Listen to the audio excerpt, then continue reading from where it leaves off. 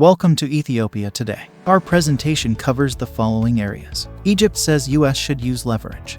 Pressure on Ethiopia to resolve dam issue. The Ethiopian parliament approves military cooperation with Turkey. Venezuela confirmed a decision by the United States to ease oil sanctions. Somalis in Mogadishu optimistic about new leadership. Triple crisis in Africa aggravated by war in Ukraine, Guterres said. The details are as follow, and we invite you to stay tuned. Egypt says US should use leverage. Pressure on Ethiopia to resolve dam issue. A senior Egyptian diplomat said Tuesday that the Biden administration is not putting enough pressure on Ethiopia to help resolve the issue of gerd. Al Arabiya News reported. We haven't seen that kind of pressure for the past year, and what is needed is to continue the effort that had been spearheaded by the previous administration.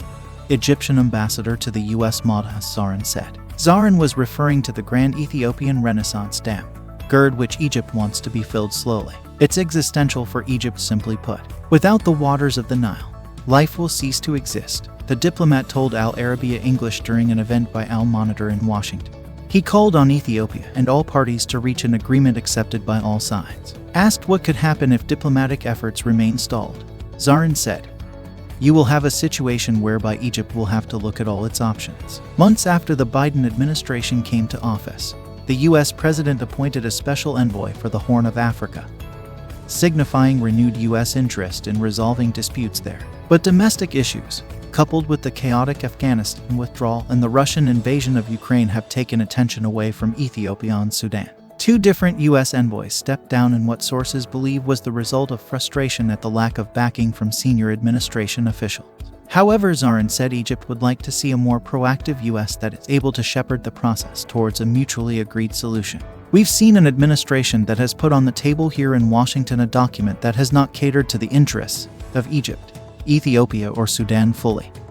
The Egyptian ambassador added. The United States has an important role to play. The United States has leverage, and it is always advised for the U.S. to use that leverage in terms of bringing goodness and righteousness to the region. Any point to make, Malcolm, here, please? Yes, just one remark regarding the filling time. The Egyptian ambassador to the U.S. pointed out that Cairo wants gerd to be filled slowly. This is interesting. You know, the gerd should have been completed 5 years ago in 2017 according to its initial project plan. Several factors contributed to the delays. About 80% is completed so far, which means it's 20% works yet to be executed in the future. And yet Egypt's still moaning about further delays. The project's performance has already been slowed down. What is the point of making controversy out of gerd timing now and then? Actually, it is very clear that Egypt's fundamental concern with regard to gerd is not the timing or anything else except one thing. Cairo wants to maintain its historical rights on the Nile River. There is no need to twist around. If timing was a genuine issue, Egypt should have stopped its existential threat moaning. If they think gerd filling time is worrying, they could have utilized this and related delays to minimize the occurrence of the predicted threat, if any of threats are due to the gerd. So, Cairo's genuine question is keeping its selfish colonial-era veto power on the Nile River, which totally denied the rights of upstream countries, and the treaties simply ignored the existence of those countries, including Ethiopia. Thanks. Let's get into another topic. The Ethiopian parliament approves military cooperation with Turkey. Ethiopia's House of People's Representative on Tuesday approved bilateral agreements with the government of Turkey which also include military cooperation between the two countries. The seventh regular session of the parliament looked into the framework of the military agreement and Military Finance Corporation. The agreement between the two countries was signed in August 2021 during the Prime Minister Abiy's visit to Ankara. The issue was discussed in the parliament at a time when Foreign Affairs Minister Demeke Mekonnen presented a 9-monthly performance report to the parliament. Defense engineering, exchange of intelligence information, logistics supply, health, information system, and cyber attack prevention are the areas of cooperation included in the agreement, according to the Ethiopian news agency report. It is said that the agreement gives room for the exchange of materials, experts, and information and experience sharing. Furthermore, the agreement could make military training and education between the two countries possible. And Ethiopian defense could also take part in military drills organized separately or jointly. Based on the agreement, Ethiopia could benefit from the agreement in terms of logistic support and human resources management.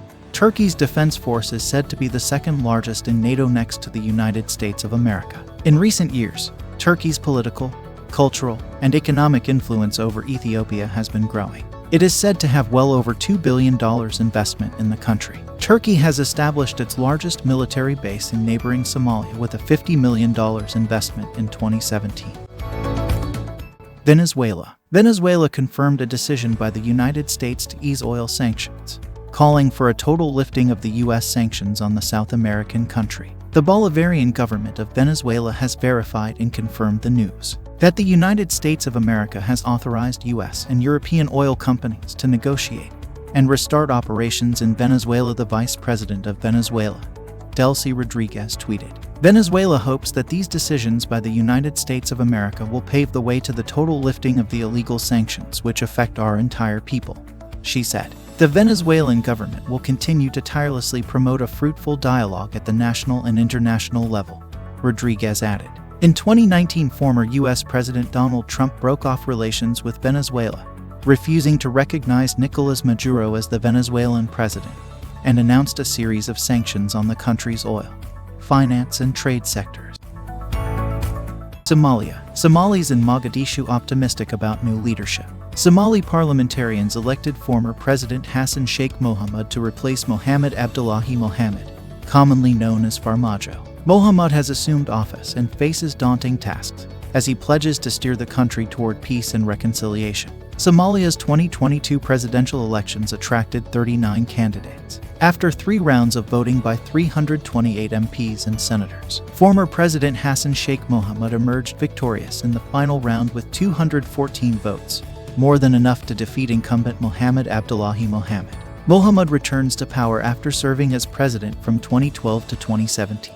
"Thank you all," he said, "and peace of Allah be upon you all," Voice of America reported. In Mogadishu, residents celebrated with the anticipation of a better future. The new administration has its priorities, with corruption being a key challenge according to Abdurrahman Nur Mohammed, known as Dinari, who was once the Somalian ambassador to South Sudan. The new president must fight corruption, be responsible, be trustworthy, and serve as an example of virtue for the government, said Dinari. The new leader also must ensure the country is free of corruption, he added. Supporters hope Mohammed's experience will give him an advantage in tackling Somalia's problems. Ahmed Dini, a founding member of Somali Peace Line, a non-governmental organization that works for conflict resolution, believes the new president will make good use of his second chance as president.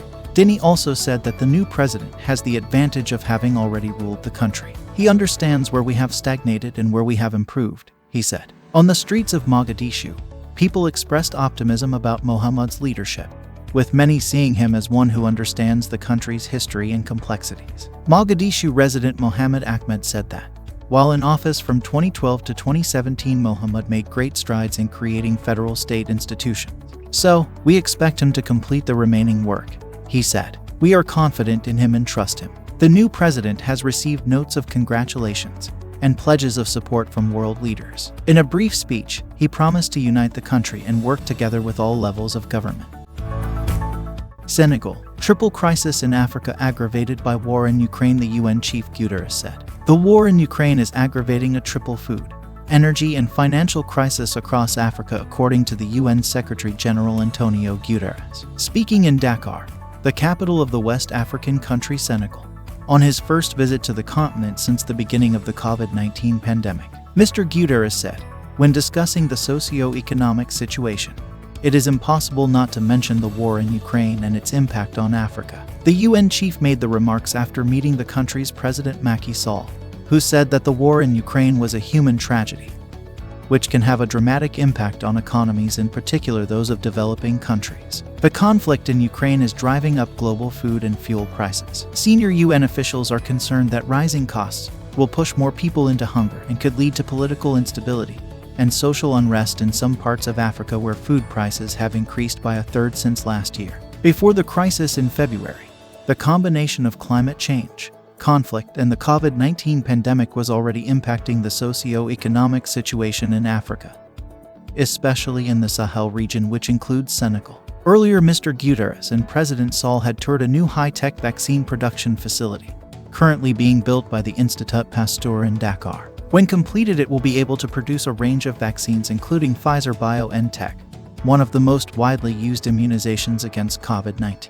It will also be able to manufacture experimental vaccines against malaria and tuberculosis. Speaking at the end of World Immunization Week, Mr. Guterres said that it was necessary to build true vaccine equity across the world, and that it was unacceptable that close to 80% of Africans are not vaccinated against COVID-19, a situation which he called a moral failure. President Macky Sall has called for pharmaceutical sovereignty by supporting the emergence of an African pharmaceutical industry capable of meeting basic needs and coping with pandemics. As part of the COVID-19 recovery plan, Senegal is strengthening its drugs manufacturing sector. It's expected that the vaccination facility will produce at least 50% of the country's need. Mr. Guterres added that the world's wealthiest countries and pharmaceutical companies should accelerate the donation of vaccines and invest in local production of the type seen at Institut Pasteur facility. Increased investment is part of a global strategy to support developing countries facing what the UN has called cascading crisis. In March 2022, the UN chief established the Global Crisis Response Group on Food, Energy and Finance (GCRG) set up in response to the crisis, saying that the invasion was producing alarming effects on a world economy already battered by COVID-19 and climate change. President Macky Sall is one of 6 eminent world leaders who have been named as champions of the group and who are supporting the Secretary General's call for immediate action to prevent, mitigate, and respond to the crisis. He is also the chairperson of the African Union for 2022. The GCRG calls on countries to find creative ways to finance increased humanitarian and development recovery needs worldwide and to give generously and immediately release funds that they have already pledged. Talking to reporters in Dakar, Mr. Guterres said we must ensure a steady flow of food and energy in open markets, removing all unnecessary export restrictions, adding that countries must resist the temptation to hoard and instead release strategic stocks of energy. The UN estimates that 250 million people could be pushed into extreme poverty this year, caused by the consequences of the conflict in Ukraine. International financial institutions have a key role to play and must urgently provide debt relief by increasing liquidity and fiscal space, the UN chief said, so that governments can avoid default and invest in social safety nets and sustainable development for their people. Here's the end of our presentation. Like this video if you enjoyed it, subscribe to our channel and hit the notification bar so that you won't miss any of our exciting videos. Don't be the only one to enjoy the video.